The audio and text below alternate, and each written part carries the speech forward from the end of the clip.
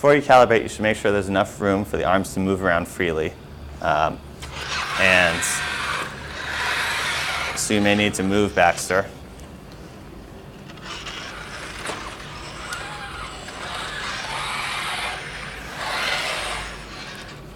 Or move other objects out of the way. Also, you want to make sure that you remove all grippers and all payloads before using the robot. So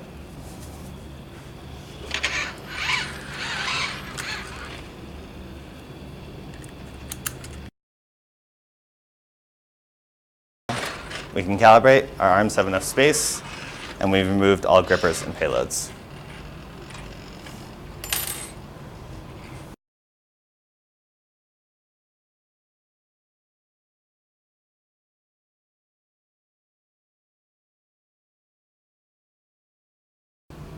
All right, so I'm going to show you running the Calibrate and Tear programs. So we're going to start in our ROS workspace and initialize our Baxter environment.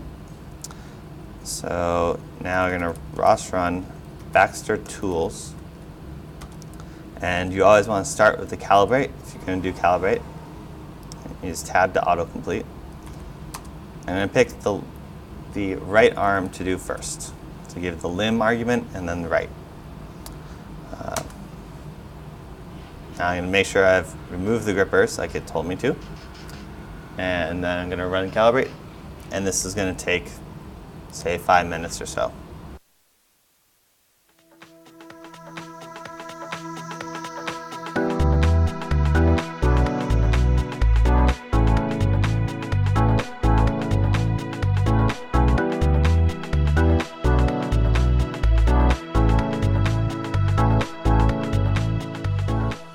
So now it's done, and it should tell you on the terminal that it succeeded.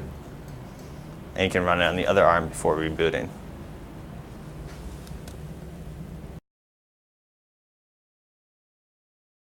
And once both arms have been calibrated, we're going to reboot and then run tear on them.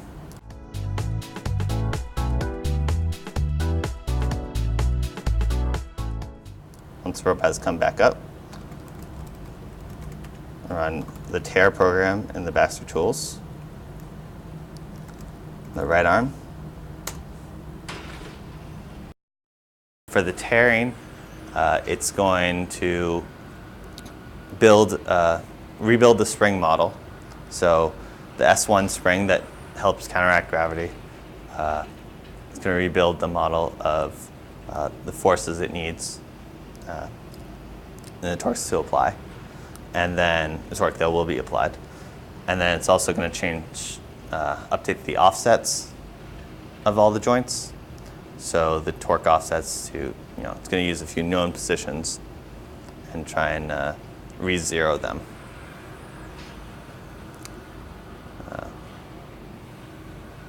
You can see it's using both sides. So like I was saying before, the orientation can change. It's also going from other opposite directions to try and counteract hysteresis.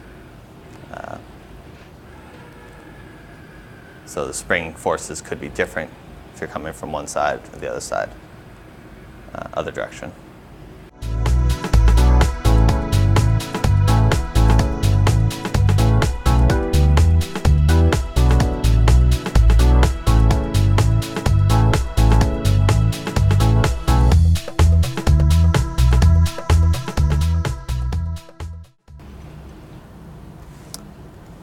And then on left arm,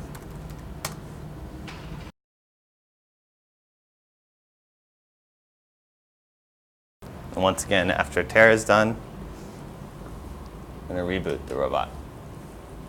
It's important to reboot the robot because that's when it actually writes the new calibration numbers and parameters to the joint controller boards themselves, the JCBs.